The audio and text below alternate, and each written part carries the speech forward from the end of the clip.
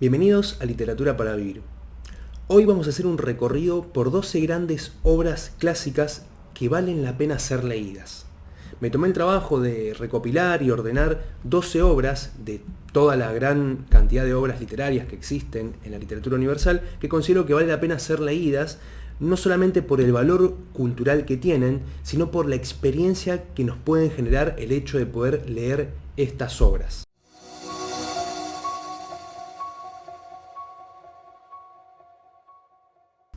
La lectura es una actividad que acompañó al ser humano desde tiempos inmemorables, tanto la lectura como también las historias, los relatos, los cuentos, las leyendas.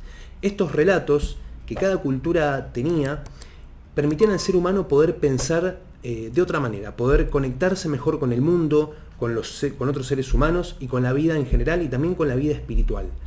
Estos relatos eran enseñanzas morales y espirituales que recibían cada una de las culturas y le permitían al ser humano poder llevar una vida mejor.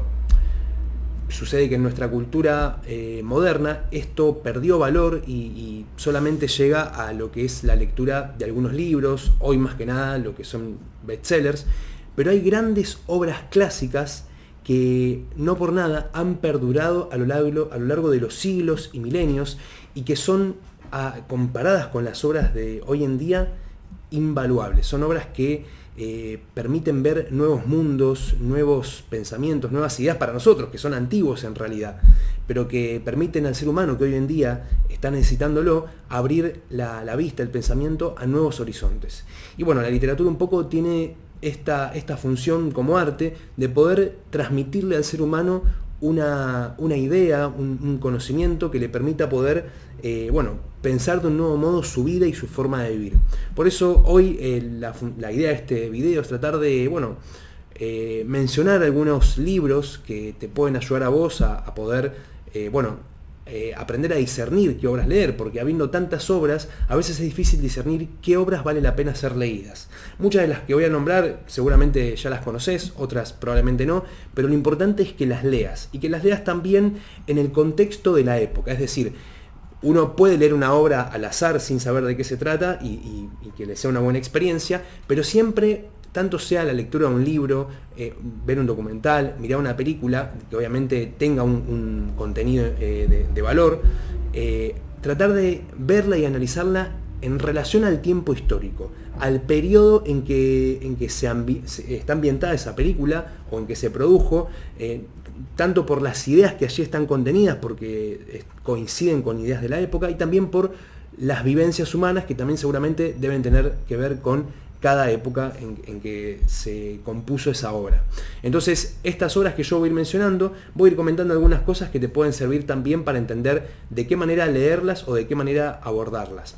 Justamente, la lectura es una actividad que hoy en día, para los tiempos que estamos viviendo, son necesarias. ¿Cuánto tiempo pierde uno dedicándole tiempo a otras cosas que no tienen sentido, que no nos aportan nada, que lo único que generan es aumentar nuestro vacío?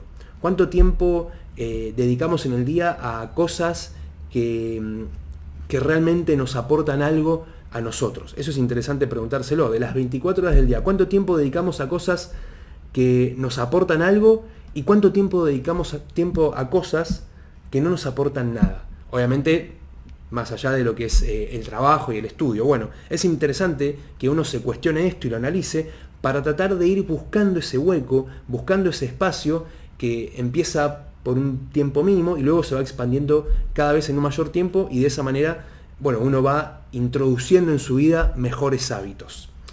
Así que vamos a comenzar. La primera obra que voy a recomendar es nada menos que La Odisea. Esta gran obra, La Odisea de Homero, es una obra que narra el viaje de este gran guerrero que fue Odiseo para los griegos, o Ulises para los romanos, que narra el viaje luego de la guerra de Troya, que se narra en la Ilíada, que es esta obra de Homero. Luego de la guerra de Troya, el regreso de Odiseo a su tierra natal Ítaca, a su patria, de la cual hereda el rey, y le llevó 10 años el viaje de regreso. En total fueron 20 años, 10 años desde que partió de Ítaca a la guerra de Troya y luego 10 años para regresar.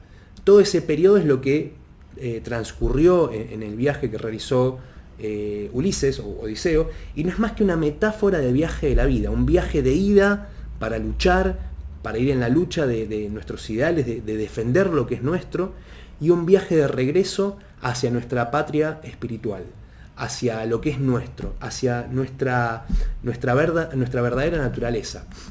Y bueno, hubo un escritor francés, Raymond Queneau, que decía que había dos obras en toda la literatura occidental, la Ilíada y la Odisea. Esto lo que significaba era que, y está muy bien hecho su aporte, que de toda la literatura que nosotros encontremos de cualquier época, siempre vamos a encontrar rastros de la Ilíada o la Odisea. Porque todas, digamos, en estas obras, básicamente están todos los temas humanos. La búsqueda de lo espiritual, el amor, los ideales, la lucha de la vida,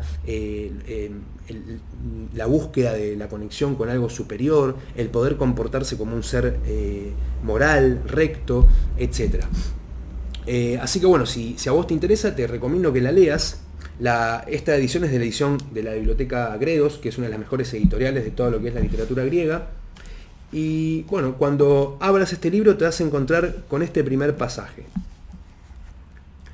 Musa, dime del hábil varón que en su largo extravío, tras haber arrasado el alcázar sagrado de Troya, conoció las ciudades y el genio de innúmeras gentes. Muchos males pasó por las rutas marinas luchando por sí mismo y su vida y la vuelta al hogar de sus hombres, pero a estos no pudo salvarlos con todo su empeño, que en las propias locuras hallaron la muerte, insensatos. Devoraron las vacas del sol Hiperión e irritada la deidad los privó de la luz del regreso. Principio da a contar donde quieras, oh diosa nacida de Zeus. Todo lo que dice acá después obviamente se va a entender, ¿no? Este sacrificio que tenían que haber hecho y no hicieron, en ese momento se hacían sacrificios a los dioses. Pero básicamente es una obra que el aporte que genera es un viaje a través de mundos, de diferentes islas, de experiencias, donde se enfrentan con seres fantásticos, y es una obra maravillosa. Obviamente no es de fácil lectura, no es algo que uno lo puede leer acostado en la cama 10 minutos antes de dormir, porque no le vamos a poder sacar provecho. Es una obra que necesita que le leamos con una buena atención, con concentración y con un diccionario al lado por muchas palabras que tiene. La segunda obra recomendada es nada menos que otra que seguramente habrás escuchado nombrar, La Divina Comedia, de Dante Alighieri. ¿Por qué esta obra? Bueno, sigue siendo un tema algo relacionado a la Odisea, pero con otros enfoques. La Divina Comedia es, bueno, Dante Alighieri fue un poeta y filósofo italiano de la Edad Media. Básicamente este poeta era, digamos, tenía muchos estudios de teología, de filosofía, de mitología, pero en esa época era mal visto por la Iglesia Católica ciertos ideales que Dante Alighieri tenía, entonces él tuvo que excomulgarse de su tierra natal en Florencia. Entonces él, excluido, o sea, habiendo sido excomulgado de su tierra, exiliado, anduvo dando vueltas, no vagando, no errando por diferentes tierras sin poder establecerse, perdió a su familia y demás, y hasta que murió. Y todo ese exilio fue el tiempo en el cual escribió la Divina Comedia, que le llevó 16 años. O sea, 16 años le llevó a escribir esta obra, que es una obra monumental. Es impresionante lo que es esta obra, es interminable. Son esas obras que uno nunca termina de leer, porque son no solamente, digamos, de temas muy profundos, sino también que abordan un montón de cosas que tienen muchos simbolismos, muchas ideas, etc. Son básicamente manuales filosóficos. Pero para tener una idea, la Divina Comedia es el viaje que realiza Dante por tres mundos: el infierno, el purgatorio y el paraíso. Digamos, está dividido en tres partes, es un poema narrativo, y bueno, digamos, básicamente todo este viaje que realiza es un simbolismo, porque este tema del descenso a los infiernos es un tema que está en otras obras. En la Odisea también está, porque Odiseo desciende a los infiernos, también Orfeo en la mitología, y bueno, y muchas otras obras. También en Alquimia está este tema de el descenso a los infiernos, para luego la purificación de lo que uno encuentra en el infierno y el paraíso. Bueno, digamos, Dante Alighieri es acompañado por Virgilio, que es su guía, que es el que lo va llevando por el infierno, mostrándole todo, y luego es rescatado de los infiernos, luego llega al purgatorio, nada menos que por Beatriz, su ánima, su amada. Y bueno, es una obra muy compleja.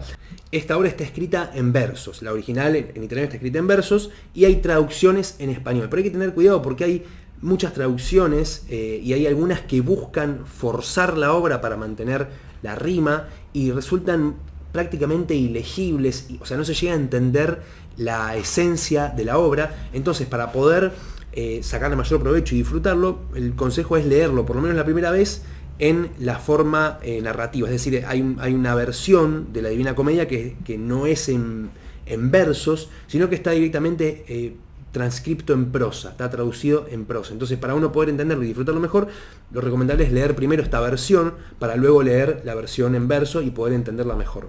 Vamos a leer un fragmento para ver qué nos dice Dante cuando abramos esta obra y nos encontremos, bueno, con el principio, con el canto primero. Hacia la mitad del curso de nuestra vida me perdí en una selva oscura por haberme separado del camino recto.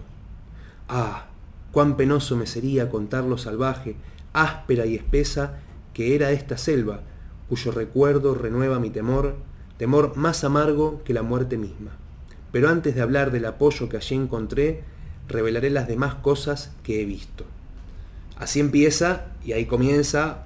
Después dice que desciende un bosque, se encuentra con unas fieras, que no son más que el orgullo y la vanidad, y luego se encuentra con Virgilio, que es su guía. Virgilio lo va guiando y lo lleva al inicio de los infiernos. Y vamos a ver con qué se encuentra en el inicio de los infiernos. Dice así: por mí se va a la ciudad doliente, por mí se va al dolor eterno, por mí se va hacia la raza condenada.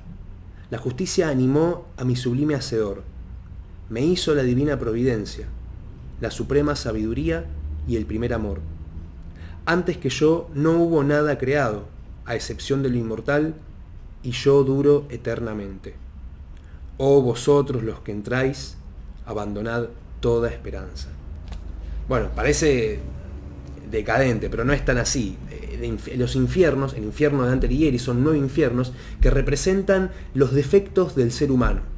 En esa época los defectos se lo atribuía a los pecados capitales, entonces cada infierno se lo vincula a un pecado capital, y luego el purgatorio es la purificación de cada uno de esos pecados. Ya el paraíso es otra cosa, tiene más que ver con la metafísica, pero para más o menos entenderlo, digamos, no es que es una obra de terror, ¿no? Sino que es una obra más que nada psicológica. Y ahora vamos al tercer libro de esta serie de recomendaciones, que seguramente también lo habrás escuchado, que se llama Don Quijote de la Mancha, de Miguel de Cervantes. No podía quedar afuera, es una obra magnífica, dicen que ha llegado a decir que es la mejor obra de la literatura occidental, yo no lo dudo, y esta obra, básicamente, para entender un poco con qué perspectiva leerlo, esta obra está dentro de lo que se llamó el Siglo de Oro español, incluso ese término proviene de Don Quijote de la Mancha, porque hay un pasaje de la obra que justamente relata lo que era el Siglo de Oro español, el Siglo de Oro,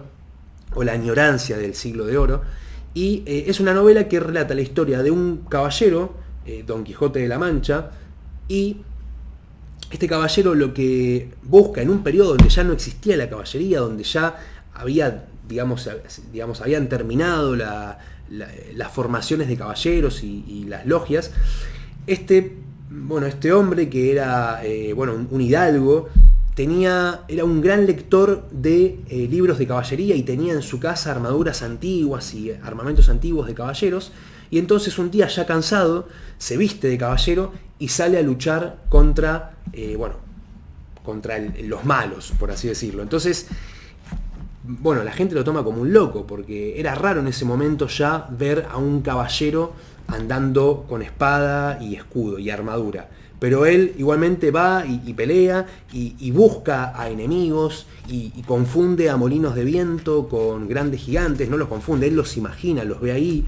Y luego, así como tiene estas locuras graciosas, también tiene un montón de, visiones bueno, podríamos decir morales o espirituales. En todo busca lograr aplicar el código de la caballería, lograr recuperar esa vida mejor que hubo en otro tiempo, lograr una conexión nuevamente del individuo con el mundo espiritual, con la naturaleza y con los valores morales de la cultura cristiana. Entonces, digamos que es una obra un poco irónica, ¿no? Porque también en realidad lo que está haciendo Don Quijote es criticar a la decadencia que se estaba viviendo en aquella época. Es decir, hubo un periodo de esplendor donde existió lo que se llamó el amor cortés, los grandes, los templarios, ¿no? La caballería y todo el auge de lo que fue la caballería, que luego esto obviamente derivó también en otras cosas, en lo que fueron las cruzadas y demás, pero la formación que tenían los caballeros y el código moral que llevaban fue muy importante siglos atrás, y esto luego entró en decadencia. Y bueno, en esta obra Cervantes buscó reflejar la necesidad de volver estos valores a través de los valores que reflejan en Don Quijote de la Mancha. Comienza así esta obra. En un lugar de la Mancha, de cuyo nombre no quiero acordarme, no hace mucho tiempo que vivía un hidalgo de los de lanza en astillero, adarga antigua, rocín flaco y galgo corredor.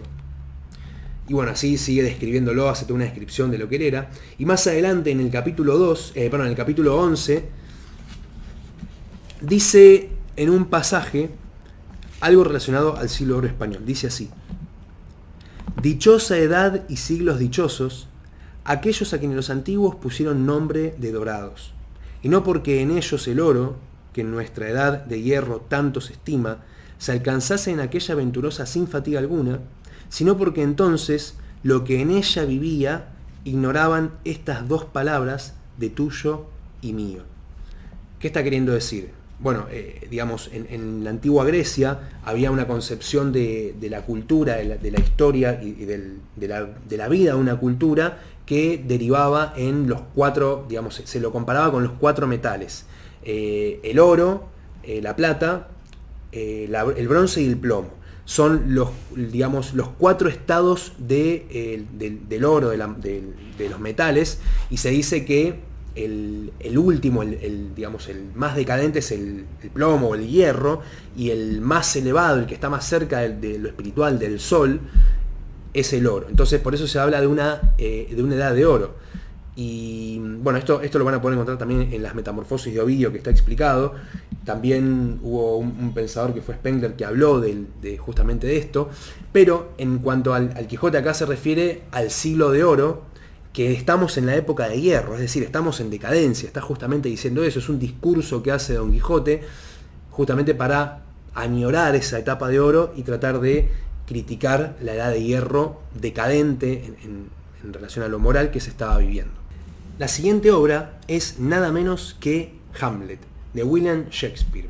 Shakespeare fue un dramaturgo inglés de la época isabelina, contemporáneo a Cervantes, que escribió muchísimas obras, también poemas, y es muy conocido por las obras Romeo y Julieta, Macbeth, Hamlet y demás, pero seleccioné Hamlet por dos razones. Una, porque es una obra monumental, es una de las principales obras de la cultura occidental, y de William Shakespeare una de las mejores. Shakespeare, su obra está dividida en lo que son las tragedias, las comedias, los dramas históricos y sombríos, y las tragedias en general son las mejores. Obviamente son obras trágicas, como lo dice la palabra, pero no son las tragedias negativas, ¿no? Sino que es, en el sentido griego, ¿no? Los griegos atribuían al sentido trágico un sentido del ser humano, de la tragedia de la vida, pero del hecho de poder tomar conciencia. Shakespeare retoma el teatro griego y lo adapta a la cultura que él estaba viviendo en aquella época, y fue uno de los principales pioneros en lo que fue el resurgimiento del teatro. Esta obra es interesante, algunos datos. Shakespeare publica Hamlet el mismo día que Cervantes publica la primera parte del Don Quijote. Ambos son las dos obras más importantes de la cultura occidental. Se dice que Hamlet y Don Quijote son los dos personajes modelos del individuo medio de la cultura occidental. Así que no es casualidad esta situación. Y después también se dice que Shakespeare y Cervantes murieron el mismo día. Son esas coincidencias que nos da la historia para mostrarnos que las cosas tienen un sentido más profundo que el que se ve a simple vista. Y bueno, no por nada estos dos grandes poetas y pensadores tuvieron estos sincronismos. Seguramente también se habrán conocido. Pero lo importante a tener en cuenta de esta obra es que básicamente es una obra que retrata el individuo medio, Hamlet, y la lucha por la justicia. Es decir, muestra por un lado la traición, por otro lado la búsqueda de la justicia y el heroísmo de sacrificarse por esos valores. Es la búsqueda del individuo medio por hacer justicia ante el mal hasta las últimas consecuencias, incluso hasta la muerte. Y es bastante actual. ¿Acaso no haría falta que uno reaccione así ante el mal que se vive en la cultura actual? Uno no necesita esas ideas para poder luchar contra las dificultades. Bueno, Hamlet y también Cervantes son dos obras que son hoy muy actuales para los temas que tratan. Otra obra, la siguiente, y también siguiendo un poco esta línea de temas, es una obra del escritor alemán Wolfgang von Goethe, llamada Fausto. Fausto es una obra de teatro en realidad, que, bueno, digamos, se publicó en lo que fue el siglo XIX, pero pertenece a lo que fue el romanticismo alemán. El romanticismo alemán fue un movimiento que surgió en Alemania entre fines del siglo XVIII y principios del siglo XIX, donde se buscó recuperar los valores tradicionales perdidos de la cultura griega. Se buscó, digamos, encarnar en la cultura germana, en la cultura alemana, los valores de la cultura griega. Es decir, en esa época se estaba viviendo una fuerte crisis social, cultural, porque por un lado ya venían desde hace unos siglos una ruptura con la Iglesia Católica, con la reforma de Lutero y todas las crisis que estaban viviendo. Eso implicó una crisis muy importante que influyó en la parte espiritual. Paralelamente también había empezado a crecer las ciencias, habían empezado a surgir las ciencias en Occidente, el positivismo científico, y empezó a surgir una parte de las ciencias que consideraba que lo único real era lo que se podía comprobar con los 5 sentidos. Esto posteriormente derivó a todo lo que fue el materialismo histórico. Y derivó en lo que en ese mismo momento en que Goethe y el romanticismo alemán empezaron a surgir, la Revolución Francesa. La Revolución Francesa, fue este cambio histórico-cultural que se vivió, tan importante, que cambió el rumbo de la historia occidental, donde se pasó del antiguo régimen, que era la oligarquía, la monarquía, a la democracia. Este paso de la monarquía a la democracia fue un periodo que duró 10 años, ¿no? O sea, lo que fue la Revolución Francesa fueron 10 años que se llamó la década del terror, porque hubieron miles de matanzas, de asesinatos. Fue una época bastante fuerte y conmocionó a toda Europa. Y, el romanticismo alemán fue uno de los movimientos que se opuso a este cambio histórico. ¿Por qué? Porque en alguna medida los alemanes buscaban volver a traer los valores tradicionales, los valores culturales que mantenían la moral del ser humano. Y obviamente en realidad estaban viendo que se estaba perdiendo. Básicamente fue bastante profético lo que hicieron, porque veían que se estaba avecinando una gran crisis y una gran decadencia, y justamente el Fausto es una obra que refleja eso. Fausto es un personaje de la Edad Media, era una especie de alquimista, mago, no en el sentido negativo, sino una especie de científico pensador, que se decía que tenía la ambición de adquirir todo el conocimiento universal. Entonces esta ambición, que era una parte negativa que refleja el personaje, la ve Mefistófeles. Hay una primera escena en la obra donde aparecen Dios y Mefistófeles en el cielo. Dios dice que Fausto es el mejor ser humano, y Mefistófeles le dice a Dios que él puede hacer que Fausto se corrompa. Y entonces Dios le dice que haga la prueba, que es un poco la idea del libro de Job, ¿no? Job es es un libro del Antiguo Testamento que refleja una escena muy similar. Mefistófeles, justamente, es lo que vendría a ser el diablo, para los germanos, ¿no? Tengamos en cuenta que Alemania era parte de los pueblos germanos que luego fueron, vinculados al catolicismo, fue a través del Sacro Imperio Romano Germánico, hubo un concilio entre el Imperio Romano Católico y los germanos. Entonces adquirieron la religión cristiana, católica, pero los germanos seguían teniendo en sus raíces los antiguos conocimientos germanos que eran considerados paganos por la Iglesia.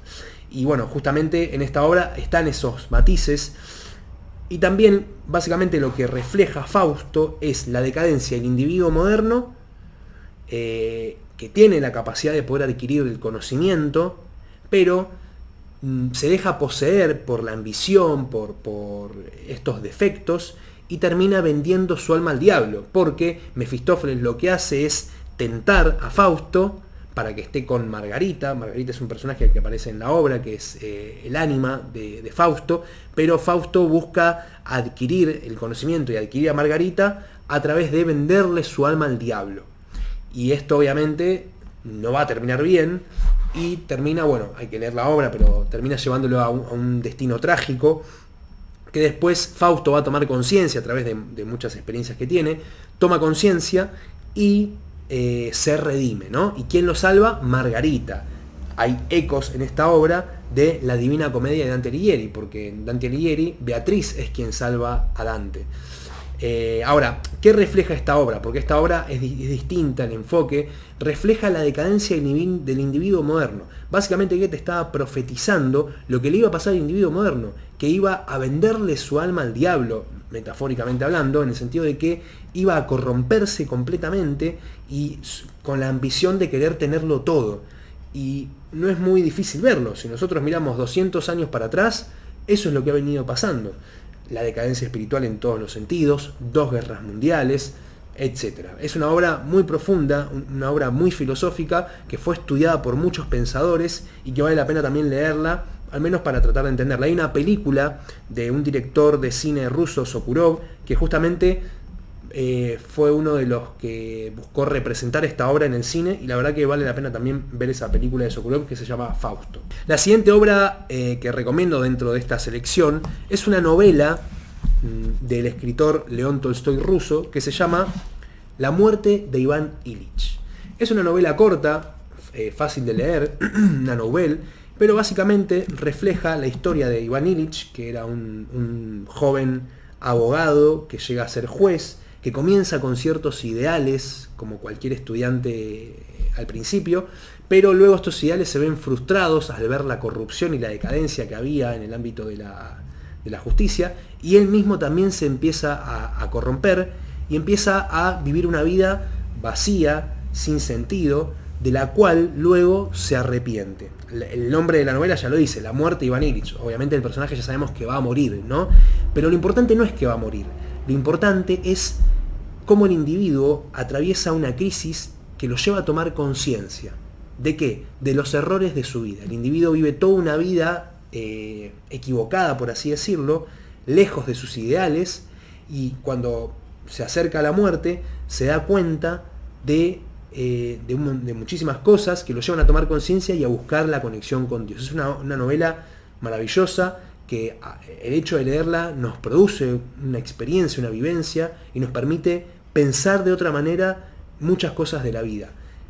Fue incluso Gandhi, este gran pensador y maestro espiritual hindú, que dijo que esta novela, La muerte de Iván Ilich, es una de las mejores novelas del siglo XX, así que vale la pena leerla. Es una novela que está ambientada en la Rusia de finales del siglo XIX, y también un poco Tolstoy hace una crítica a la decadencia de la aristocracia rusa. Otra novela que recomiendo, la número 6, también rusa, es La habitación número 6, de Anton Chekhov.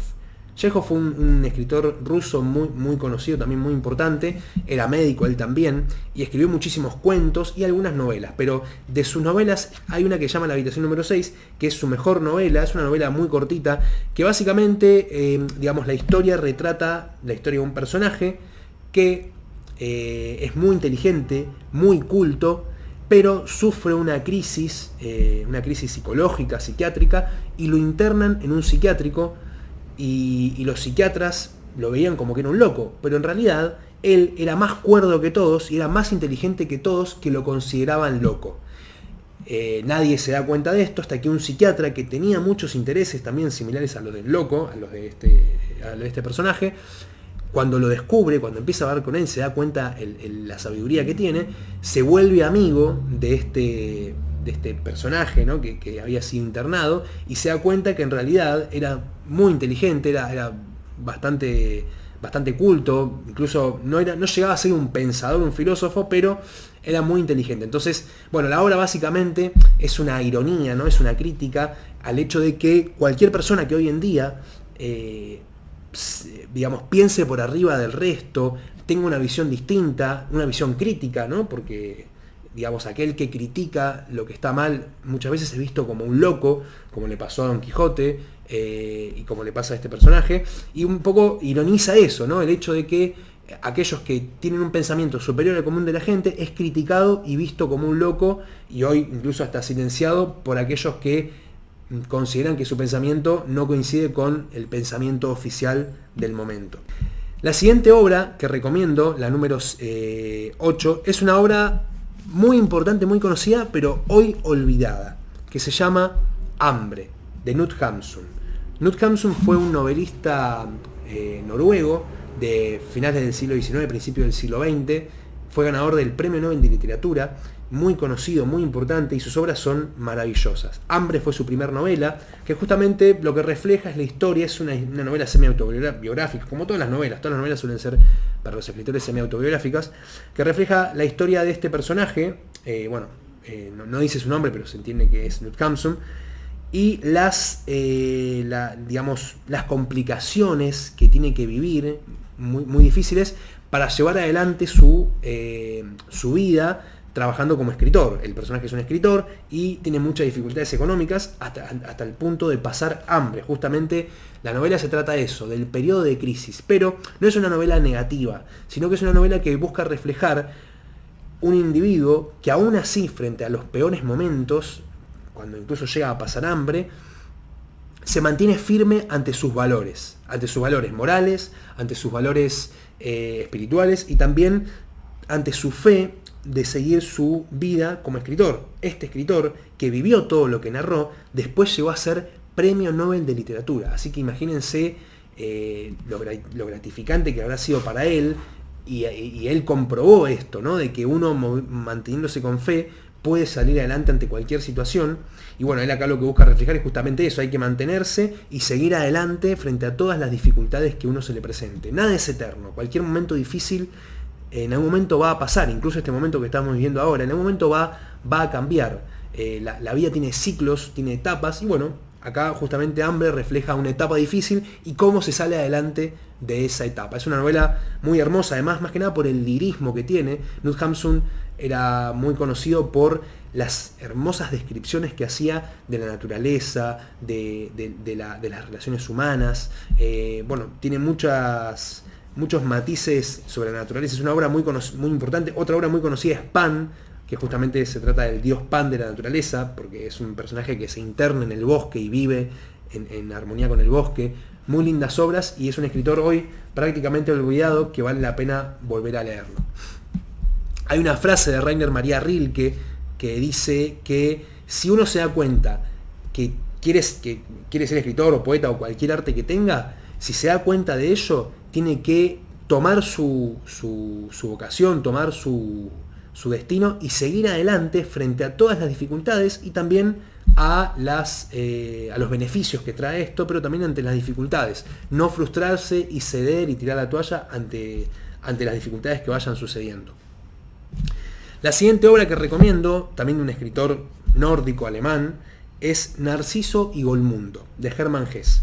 Hermann Hesse es un escritor alemán, también ganador del Premio Nobel de Literatura, muy, muy conocido, más que nada por sus novelas Demian, Peter Kamesin, El lobo estepario, El juego de los avalorios, etc.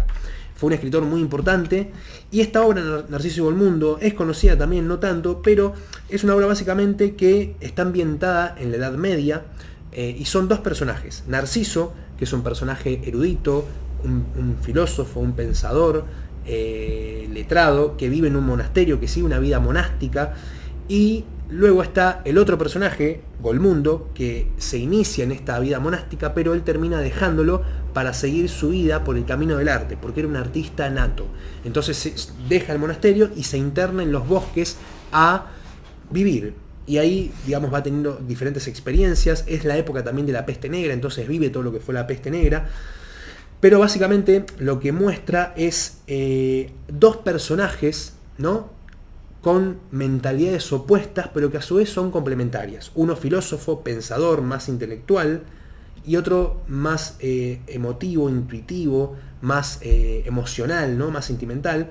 Y los dos se complementan y llegan los dos incluso a ser, de alguna forma, filósofos de su propia vida, porque uno llega por el camino del arte, pero el otro llega por el camino del pensamiento, y los dos son complementarios. Es una obra realmente muy linda, muy, muy conmovedora, porque también refleja a este individuo en armonía con la naturaleza, con el arte. Es una obra que nos remite al vínculo con la naturaleza y lo espiritual, muy similar a las obras de Knut Hamsun, pero bueno, una historia más ambientada en la Edad Media, y también vale mucho la pena leerla. La siguiente novela, la número 10, y ya terminando con esta selección, es El corazón de las tinieblas, de Joseph Conrad. Joseph Conrad fue un novelista inglés, en realidad nació en Ucrania, pero bueno, después se nacionalizó inglés, incluso todas sus obras las escribió en inglés. Y esta obra, El corazón de las tinieblas, es una de las más conocidas, tiene muchas otras también muy buenas, pero esta obra es muy, muy buena, muy fuerte, todas las imágenes que muestra. Básicamente es la historia de un personaje, Christopher Marlowe, ¿no?, que remite un poco a Shakespeare, porque se decía que William Shakespeare no escribió sus obras, sino que en realidad las obras las escribieron otros pensadores, que fueron Christopher Marlowe y Francis Bacon. Y bueno, él un poco hace referencia a Christopher Marlowe, que fue este dramaturgo inglés de la Edad Media, y coloca ese nombre al personaje principal de la obra. Pero en esta obra básicamente es la historia de Christopher Marlowe narrando cómo él se internó en las tinieblas del Congo para ir a buscar a un coronel, el coronel Kurtz, que se había perdido dentro del Congo. Bueno, la historia básicamente es una obra que está ambientada en la época justamente de los viajes, ¿no? Tengamos en cuenta que durante el siglo XIX fue el siglo, desde el siglo XVI, en realidad siglo XVII, ya empezaron los viajes por todo el mundo, ¿no?, con el descubrimiento de América y demás, pero Joseph Conrad un poco sigue esta línea de los viajes, un poco al estilo de Herman Melville, y lo que hace es reflejar la historia de este viaje, que en realidad es una metáfora del viaje a la oscuridad interior, al centro del oscuro, ¿no? Un poco tocando el mismo tema de la Divina Comedia o del Fausto, se interna en la oscuridad del Congo, que en ese, digamos, como diciendo que el infierno en ese momento era el Congo, porque el Congo, ¿qué sucede en el Congo en ese momento? Se traficaban esclavos, se esclavizaba a todos los africanos. Los africanos eran capturados, esclavizados y trasladados a diferentes partes del mundo para esclavizarlos o trabajar como sirvientes. Y bueno, justamente Joseph Conrad busca reflejar que el infierno es en ese momento el Congo, porque eso es lo que están viviendo, y lo va reflejando a medida que va avanzando en la narración, va mostrando qué pasa dentro del Congo, cómo son esclavizados, asesinados, masacrados todos los africanos, y bueno, un poco refleja eso, pero la obra es una obra muy fuerte que refleja muchas cosas muy interesantes, tiene muchas ideas en cuanto a la toma de conciencia frente a la crudeza de la oscuridad. Hay una película muy conocida que es Apocalipsis Now, que bueno, justamente se basa en el corazón de las tinieblas de Joseph Conrad, ¿no? Porque es eso, o sea, Joseph Conrad, para él el infierno es el Congo. En Apocalipsis Now, Francis Ford Coppola lo atribuye el infierno a Vietnam, así que un poco toma la misma idea. Así que es una novela muy buena, recomiendo leerla también por cómo está escrita, es una novela muy, muy, muy interesante. Usa un tipo de narrador, un narrador periférico, que bueno, tiene muchas, es muy interesante para analizar la forma en que está narrada esta obra. La siguiente obra, la número 12 de la número 11, perdón, de esta selección, la anteúltima, es una colección de cuentos que se llama Dubliners, de James Joyce. James Joyce fue un escritor irlandés, muy conocido más que nada por su novela Ulises, una novela que fue muy importante para la literatura occidental del siglo XX, también muy criticada, ¿no? Interesante las críticas que recibe esa novela, pero más allá de eso, fue muy desestimada no desestimada, sino que quedó un poco a la sombra del Ulises, pero es una obra que a mi consideración es mejor todavía que el Ulises, más que nada por los temas que aborda. Lo que tiene interesante esta obra es que, acá James Joyce buscó de alguna forma reflejar, heredando el estilo naturalista del movimiento naturalista, buscó reflejar las vivencias de los individuos medios, de los individuos de la Irlanda de aquella época. Pero él no busca hacer un retrato únicamente realista de estos personajes, no, sino que más bien busca reflejar las vivencias, podríamos decir, morales de estos personajes, es decir, las crisis morales que tienen, donde en el fondo hay una necesidad de algo espiritual, una necesidad de conectarse con su patria, una necesidad de el amor. Es una obra que más que nada busca reflejar las necesidades morales y espirituales del individuo, obviamente reflejado en la Irlanda de aquella época. Es una colección que tiene 17 relatos, y son cuentos cortos donde se van mostrando diferentes situaciones. Es muy interesante la novela porque, va narrándose desde el primer cuento hasta el último las diferentes etapas de la vida. El primer cuento empieza con un niño, el segundo cuento con un niño un poco mayor, luego un adolescente, luego un adulto y así hasta el final, que es el último cuento, donde obviamente ya trata otro tema que sería el final de la vida, ¿no? Pero él básicamente lo tomó como un proyecto. Él, en sus palabras, decía que buscaba reflejar el capítulo moral de su tierra de Irlanda, y él consideraba que esto sucedía en Dublín, con la crisis que se estaba viviendo. También él consideraba que él le llamó a estos cuentos epifanías. Obviamente no las epifanías como se la consideraban los griegos, ¿no? En el sentido etimológico, no la atribuyó en ese sentido porque no refleja eso, sino que se refiere a las epifanías en el sentido de las vivencias que viven estos personajes. Es decir, estos personajes, estas historias, tienen vivencias donde, por ejemplo, en uno de los cuentos, una chica iba a migrar a Buenos Aires, se iba a escapar de la casa de su familia, de ahí de Dublín, de Irlanda, para viajar a Buenos Aires a trabajar con un viajante. Pero antes de escaparse, se arrepiente y llorando decide quedarse. Entonces, ahí que está reflejando sus raíces. Ella ama su tierra, ama su patria, ama lo que es suyo. Entonces ella prefiere quedarse, aunque no la pase tan bien económicamente, prefiere quedarse con su casa, con su familia, con todo lo que es suyo y vivir ahí más allá de las consecuencias. Entonces ahí está reflejando algo moral. Y a esto es lo que se refería Joyce con las epifanías, en el sentido de ir mostrando a través de narraciones esas vivencias morales, esas vivencias espirituales, morales y humanas, ¿no? Porque son más que nada vivencias humanas que tienen estos personajes que están narrando, que él, todas sus historias, él comentaba que eran basadas en hechos reales, obviamente adornadas y narradas de una forma con un estilo literario, pero que son personajes de la vida real. Y el siguiente libro y el último, para ya finalizar esta selección, es un libro de Jorge Luis Borges, se llama El libro de arena. Es un libro de cuentos muy conocido. ¿Qué sucede? Borges se dice que el mejor libro de cuentos de Borges es Ficciones. Todos dicen eso, la crítica y demás. Pero yo escogí este libro porque, por un lado, para no escoger Ficciones, que ya es un libro muy conocido, y también porque Borges mismo dijo que para él esta era su obra maestra. Era la obra más importante que él escribió. Entonces, es importante escuchar lo que dice un autor de su obra, y también es una obra que quedó un poco al margen, ¿no? Es una muy buena obra, una muy buena colección de cuentos que quedó al margen de las otras obras de Borges, y es muy interesante porque trata muchos temas. Es una obra muy rica en cuanto a contenidos. Aparte se nota un cambio en la forma de narrar, utiliza muchos narradores diferentes, muchos temas, ¿no? Metafísicos, espirituales, históricos. Es muy interesante. El nombre, El libro de arena, se refiere al último, o sea, digamos, al libro como un libro de arena, y al último cuento, que también se llama el libro de arena, que es el nombre del libro y del cuento, que se refiere a el libro de arena, el cuento, el libro de arena es una historia que trata de un vendedor de Biblias que llega a la casa de Borges, ¿no? ¿Se entiende? Y le quiere vender la Biblia, Borges le dice que no, que ya tiene muchas, y al final le dice, bueno, te vendo esta, le dice. Y se lo muestra, y es un libro infinito.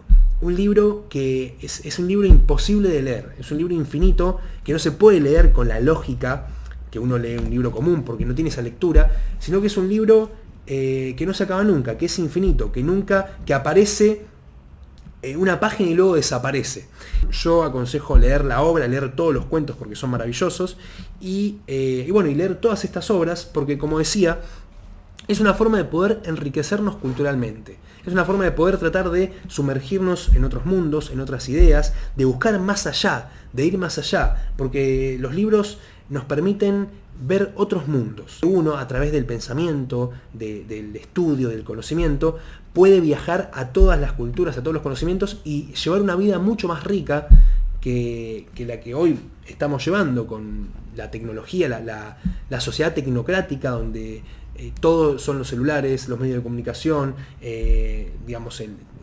los aparatos, y toda nuestra vida cultural, nuestra vida espiritual queda relegada y nos olvidamos de ello, y ello se ve resentido y a lo largo de nuestra vida nos va pasando factura con diferentes situaciones que vamos viviendo. Así que bueno, espero que les haya servido este video, que puedan disfrutarlo. Te invito a que leas todas estas obras, que las compres, porque comprar libros es una buena inversión. Si tenés alguna otra obra que quieras recomendar, puedes dejarla en los comentarios, poder suscribirte a nuestro canal, recomendar este video a otra persona, y bueno, nos vemos en los próximos videos. Hasta la próxima.